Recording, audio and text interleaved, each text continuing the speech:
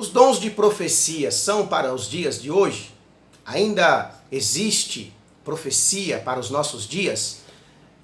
Dizer assim diz o Senhor, não existe no Novo Testamento essa expressão assim diz o Senhor? São coisas que serão abordadas nesse vídeo.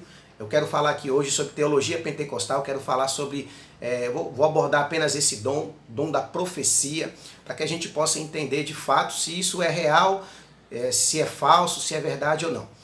A primeira coisa que a gente precisa aprender é lidar com o falso. O falso sempre existiu. O falso desde a antiguidade aos dias de hoje. Hoje nós temos a moda aí, a fake news, mas o falso sempre existiu. O que a gente precisa é saber separar o joio do trigo. Assim como existem verdadeiros pastores, existem falsos também. Assim como existem falsos padres, existem verdadeiros também. Então a primeira questão é essa. Nós temos que saber lidar com o verdadeiro e com o falso. A outra questão que eu quero deixar para vocês aqui, neste vídeo, é sobre esta questão. Primeiro, aqueles que não creem nos dons espirituais para os dias de hoje, eles dizem que não existe mais no Novo Testamento a expressão assim diz o Senhor, como era no Antigo Testamento. E isso é uma verdade. Não existe mais no Novo Testamento a expressão assim diz o Senhor. Por quê? Porque essa expressão foi atualizada para a igreja. Até os profetas precisam se atualizar. Por isso que precisa sentar para estudar e aprender. Essa expressão assim diz o Senhor foi trocada. E a gente vai encontrar agora no Novo Testamento, ouça o que o Espírito diz à igreja. Então, os profetas do Novo Testamento, os profetas da nova geração, na verdade, quando eles terminam uma profecia, eles tinham que assinar desta forma. Assim, em vez de dizer assim diz o Senhor, ouça o que o Espírito diz à igreja. Mas é errado, então, eles dizerem assim diz o Senhor? Também não. Por que não é errado? Porque o Espírito Santo também é Senhor. Então, na verdade, o que falta aí é essa atualização. Então esse é o primeiro erro daqueles que não creem nos dons espirituais, por dizerem que assim não existe, assim diz o Senhor. Mas como eu disse, mostrei para vocês, existe uma nova forma agora que os profetas, Deus atualizou muita coisa no Novo Testamento. Como eu estava falando aqui para vocês sobre a gente saber lidar com o verdadeiro e falso, o verdadeiro e falso, é verdade que existem muitas falsas profecias, infelizmente, e a gente tem que saber lidar com isso. Eu conheço muitas pessoas que foram vítimas, eu mesmo já fui também vítima. Se você nunca foi, você que é pentecostal, você um dia será. Infelizmente, como eu disse, tem que saber lidar com o verdadeiro e com o falso. Mas eu já também fui alvo de muitas profecias verdadeiras. Então, dom espiritual é algo para os nossos dias, ok? É algo para os dias de hoje. 1 Coríntios capítulo 12, um dos dons espiritual dos 9 que tem ali é o dom de profecia. Efésios 4:11 fala ali dos 5 ministérios e um deles é o ministério profético. Então, essa questão de dons espirituais, ela não morreu, ela não cessou. Quem defende isso é um pequeno grupo que nós temos aí, tá bom? Eu falo pequeno grupo porque são pessoas que não creem nos dons espirituais, que vêm de igrejas que nós chamamos igrejas tradicionais, como Batista e Presbiteriana. Foi feito um censo no ano de 2017 pelo Datafolha, você pode dar um Google aí e procurar, onde eles classificaram que a cada 3 brasileiros, 1 é evangélico. Isso em 2017. E desses 30% de evangélicos que nós temos no Brasil, que são milhões, eles separaram 27% são pentecostais e apenas 3% são esses que nós chamamos de tradicionais, que não creem nos dons espirituais. Então é uma maioria massiva que crê nos dons espirituais. E mais um porém aí, eles não colocaram ainda os católicos, porque nós temos a renovação carismática, que grande parte dos católicos, se não quase que toda a sua maioria, também creem nos dons espirituais. Então, o número de pessoas que creem nos dons espirituais é muito maior, é maçante. Só que esse pequeno grupo, eles acabam pregando, divulgando, e algumas pessoas que até são pentecostais ficam em dúvida, por isso que surgiu esse vídeo aqui. Mas vamos lá, vamos continuar. Então a primeira coisa que eu quero que você entenda é isso. Nós temos que saber lidar com o verdadeiro e com o falso. A assinatura, assim diz o Senhor, mudou para ouça o que o Espírito diz à igreja. Mais uma coisa, no Antigo Testamento, os profetas eram chamados de videntes. Por quê? Porque eles viam as visões. Deus mostrava para eles através de visões. 1 Samuel, capítulo de número 9. E quando Deus agora começa a falar com eles, e eles tinham que assinar aquilo que Deus havia falado. Porque existem duas formas de se profetizar. Você pode profetizar algo que vem de você para alguém, e isso não é errado, eu vou provar para vocês. Ou você pode profetizar que Deus mandou falar. Quando é Deus que manda falar, você precisa assinar essa profecia, dizendo que entregar somente aquilo que Deus falou. E você assina, assim diz o Senhor, ou ouça o que o Espírito diz à igreja. Mas, e de mim mesmo, eu posso falar?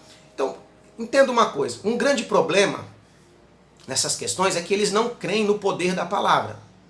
Né? Não estou dizendo nem da Bíblia, estou falando da nossa palavra. Alguns dizem que não há poder nas nossas palavras. E aqui fica até engraçado, porque hoje até a neurociência, a neurolinguística, já prova isso, né, através de ciência, que há poder naquilo que nós falamos. Nós poderia falar aqui de inúmeros cientistas, de homens aí, médicos, né? O doutor Laí Ribeiro mesmo tem ele tem um livro que ele fala de neurolinguística, onde ele fala desse poder. A gente cria o mundo. Se você ficar do lado de uma pessoa que só reclama, você vai observar que essa pessoa cria realmente um mundo negativo, uma atmosfera negativa. Ninguém consegue ficar do lado dessa pessoa. Nós temos a doutora Rose que é neurocientista, né? E fala sobre isso, tem uma mensagem dela que ela fala do poder das nossas palavras. Isso eu estou falando no mundo secular. Então esse pessoal aí que não crê no poder da nossa palavra e pregam contra dizendo que não existe, né, poder nas nossas palavras, estão indo contra o que diz a ciência e mais ainda, estão indo contra o que diz a palavra de Deus. Eu poderia citar aqui inúmeros textos, mas eu quero ler só um com vocês aqui, ó, que é Provérbios 18, 20. Olha só o que diz aqui, ó. Inúmeros textos. A gente vê Tiago falando para a gente tomar cuidado com a nossa fala, tá bom? Porque existe de fato um poder nas nossas palavras, aquilo que nós declaramos. Provérbios 18, 20 diz assim: do fruto da boca de cada um se fartará o seu ventre. O seu ventre vai se fartar daquilo que você fala. Provérbios 13, 2 fala isso também.